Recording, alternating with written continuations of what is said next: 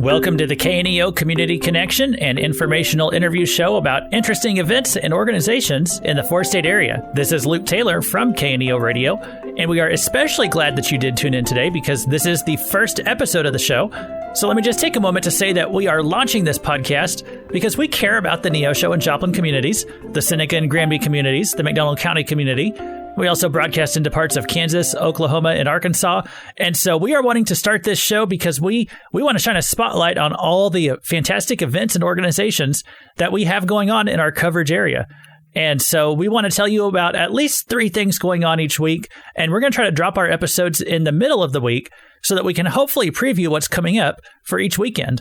And since this is our first episode, we're going to have 3 great guests lined up for you. We're going to be talking to Amanda Flint. She's the superintendent for Neosho Christian Schools, and she's going to be speaking to us about their school because this is that time of year to be thinking about enrollment. We'll also be speaking with a Joplin pastor about the March for Jesus event coming up on May 27th.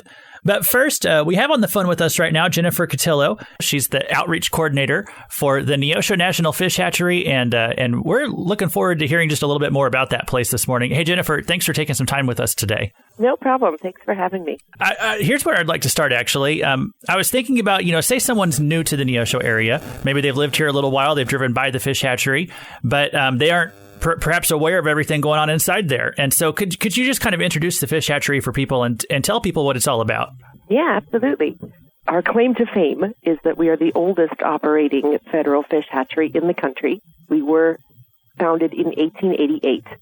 And even back then, it was designed to have what they called a park-like setting. So a lot of fish hatcheries are way out in the country and don't really get much for visitation from the public, but we were designed that way from the start. So we do have historic ponds and then some newer facilities and old facilities all kind of mixed together in our 135-year history, but it's all accessible to the public. We are open 7 days a week. There's a nice walking trail around those ponds. It's paved, so it's really very good, accessible for folks with wheelchairs and for strollers and for people of all ages, really. Yeah, well, one thing I've noticed, you say people of all ages, even small kids are going to find a lot of fun stuff to do out there, and it's going to be educational for them as well. Absolutely. We have, we still call it a new visitor center that was built in 2010, so it's no longer new, but it's got some great facilities in it, and it is designed for groups of children. There is one of the large tanks in the visitor center has a tunnel underneath it where you can crawl under there and pop your head up in a bubble and feel like you're in with the fish without having to, get wet and hold your breath. Wow. No, that sounds pretty awesome for young children. That's cool. Well, and I don't know if I know we have a lot of parents here in the Neosho area, but I hope they realize just the value of what the Neosho National Fish Hatchery, what it brings to the community, all the fun things they can do. There's even some fish food they can feed the fish. Isn't that right? Yes. Yeah. There are some little feeder, coin-operated feeders throughout the hatchery grounds. But then when the visitor center is open, which, again, it's 7 days a week, so we're almost always here, we put buckets of fish food out, and the kids can scoop up a little paper cup full and feed it to the fish in the ponds. And these are rainbow trout in the ponds, and they are always hungry. Well, I know you also get a lot of field trips schools who come through and visit the fish hatchery. I mean, I remember doing that when I was a young kid myself in elementary school. Do you also have a lot of homeschool families come in? Absolutely. Yeah. And right now in May, this time of year, we are really busy with our school groups because everyone's trying to get their last field trip in for the season. Mm-hmm. But we've started, since I came on board, to try to spread out some of the educational opportunities. And so we can do fish dissections for older kids, study the insects that we find in the stream, a lot more science for kids of all ages in our classroom settings. So there's something to do here year-round. Tell us about some of the updates that are going on over there at the fish hatchery. Well, it's an exciting year for us as we are celebrating our 135th anniversary. 135 years is a long time, and we are definitely a very historic place, but we are still an active hatchery. We are the oldest operating one in the country, but what gives us that designation is that we are still operating. So some of the facilities just have not been able to keep up with the times. So the building that we took down was put in 1928, and it had been used for a variety of things over the years, but most recently it was used for storing the fish food that we purchased commercially for feeding the rainbow trout. Back in 1888, when we were raising trout on a smaller scale, the staff actually made the food on site. They would grind up liver and potato and a variety of things and make the food right here. But those days are long gone, and it was being used to store things in. You know, this was built long before ADA compliance was around, and the doors to it no longer work for the way you get food brought in. It's not in barrels, and it's not in, horse-drawn wagons. It's coming in on a pallet. And so unloading pallets from a semi-truck and putting them into a very small door in this building just wasn't working anymore. So we built a new one that can handle that. Well, hey, that's awesome that you all are just trying to keep things up to date. And I know this is an especially busy time for you.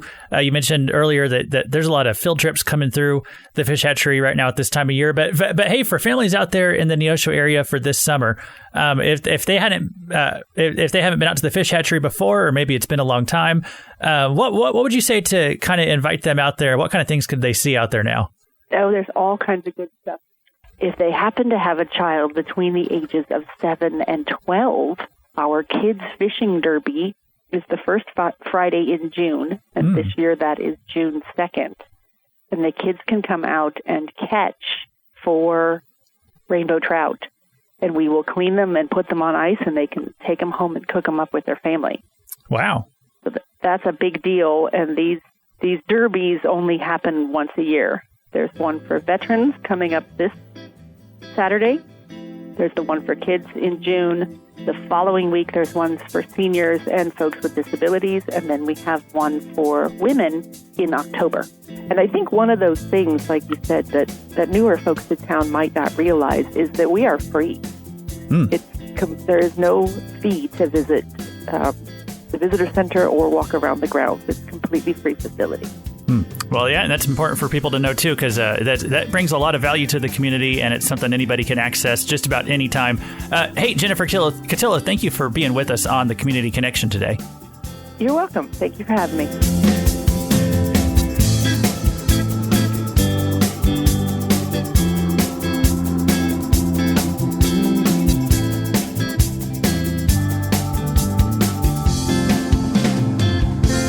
We have on the phone with us Pastor David Piesinger. He's the pastor over at Glorious Church Training Center, located up in Joplin, Missouri. He's also a friend of the station here, and he's going to tell us about an event that's coming up there in Joplin. Hey, Pastor David, thanks for being with us. Hey, thanks for joining us today. We're really glad to be on. Well, tell us about the special event that's coming up on May 27th. Well, May 27th, we're doing the March for Jesus, where we're going to actually start at 7th and Main Street and march down to Landreth Park, giving praise and honor and worship to the Lord. One of the things that we've been a part of is that this is a worldwide march, not just a once-a-year march that represents Jesus basically coming in on Palm Sunday. So we're pretty excited about being able to collectively together as a church do this. Yeah, it looks like that's going to be from 9 a.m. to 12 p.m. on May 27th. And so if people want to participate in this, like, what do they need to know? Do they need to bring anything, or do they need to show up at 9? Can they come later? How does all that work? I appreciate you asking. What we're asking people to do is to show up between 9 and 10. The march will start at 10, and we'll go from, again, 7th Street to Landreth Park. We have all the barricades up. We have security. We have worshipers. We've got live music. We're asking everybody just to bring their tambourines, their shofar horns, their banners, their flags for dancing, and just to exalt Jesus. One of the things we are asking, though, is that nobody promotes their church, because we're here to promote Jesus. Matter of fact, the whole march is about Jesus Reigns this year. And, of course, the 150-year celebration for Joplin, Missouri. Yeah, so are they going to be doing some stuff up in Joplin also that day that this will kind of work in conjunction with? Well, actually, at the end of the march, we have a outreach ministry that we're going to go up and clean up a block on North Joplin. So we're really excited. The city got behind that and are providing all the tools and the trash dumpsters and all that stuff so that we can get some neighborhoods cleaned up as well. So we're looking forward for people to join in on that. At the end of the march at Landreth Park, we will have a tent for those who want to join in that. We will also have prayer tents with us. And also for those that come, bring all your family, all your friends, because we're going to have a baptismal there. We're going to have a live worship at the pavilion and some time for prayer. So hopefully everybody will come, bring your families, and everyone included. Well, again, that's going to be Saturday, May 27th. If you want to show up there between 9 and 10, and the march will start at 10. It goes until noon, and it ends over there at Landreth Park. And this is all being done in conjunction with also the 150-year celebration in Joplin, Missouri. But so as far as what you're doing, Pastor David, this is an event to glorify God, to glorify Jesus. And what kind of statement do you think that this makes to the Joplin community as you do something like this? Well, I think it brings unity to the body of Christ. It tears down the walls of denominational barriers.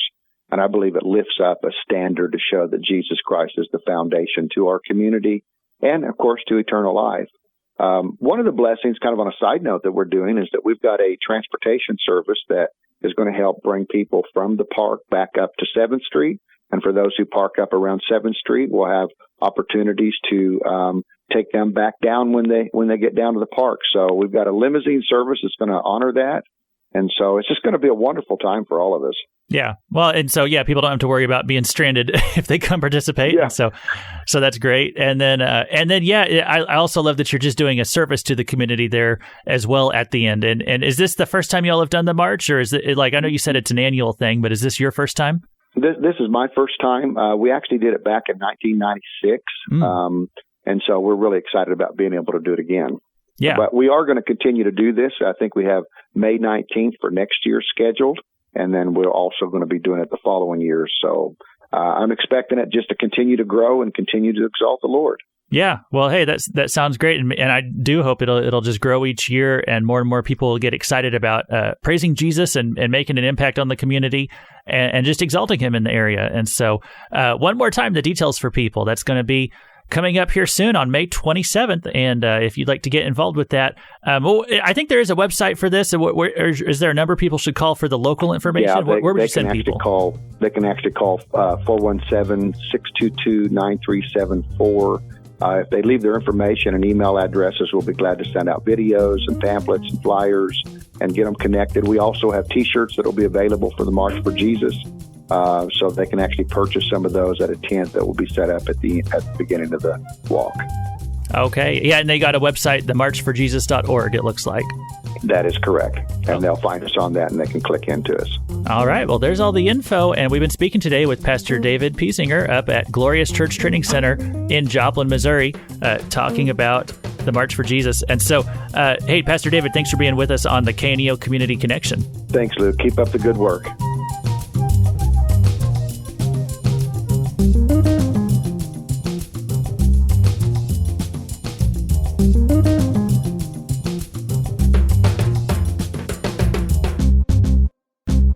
We are speaking today with actually somebody who stopped by the studio in person to chat with us. It's Amanda Flint. She's the superintendent for Neosho Christian Schools. And so, Amanda, it's great to see you out here again. Awesome. Thank you for having me today.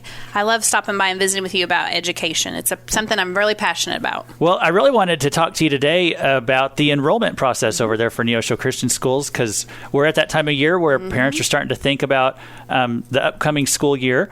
And that's going to be here in just a few months. So can you tell everybody, if they're interested and finding out more about Neosho Christian Schools as an option, what's the process for that? When does enrollment open up? Tell us all those details. So we're just getting ready to open enrollment right now. Right now we're really busy giving tours. I'm calling it Tour Tuesday. Like today I gave a tour this morning at school, and then this afternoon I have a couple more to give. But if you are interested, just call the school at 417-451-1941, or you can also visit our website to get information, and we would love to set up a tour with you on Tuesdays, and then just to check out the school if you at all might be interested in Christian education. And then after that, if it's something you're still interested in, we'll set up a screening to screen your child, and then we'll move to the online enrollment process. So there's not like just a website where someone just signs their kid up for a semester. No, you have to go on our website. It'll give you information where you can contact us, but it'll also tell you all about our school, so you can do some research. And then I love to giving tours is one of the most fun things, because I get to tell you about all the fun things that we do at Neosho Christian. So it's a good way to, especially when our kids are there during the day, really see what our school day looks like. So after looking online, a tour really is the place to start. Yes, it is. And also, be sure and check out our Facebook page. We're really good about posting things, and it really will let you see what kind of things that go on during the day. All right. Well, Neosho Christian Schools, they are operating right here in Neosho. They're just behind the Westco Home Furnishings building, if anyone's not familiar with that. What do you want people to know about your school? Well, for one, I'd say we're like a family. We are a pre-K through 12th grade family. Before I was superintendent, this is my second year as superintendent, I was a teacher. So a lot of these students were I was their teacher. And so, like I said, we're a big family. Every day at the end of announcements, I tell them they're loved. I end my announcements with, "You are loved here at NCS." And I don't think there's one student that doesn't know that they're loved and cared for by us, and also by God. And so that's one of the things that we love to do. We have fun, but our kids learn too at the same time. And so that's one of the things I really tell our teachers. We want our kids learning, but we want it to be fun to come to school every day.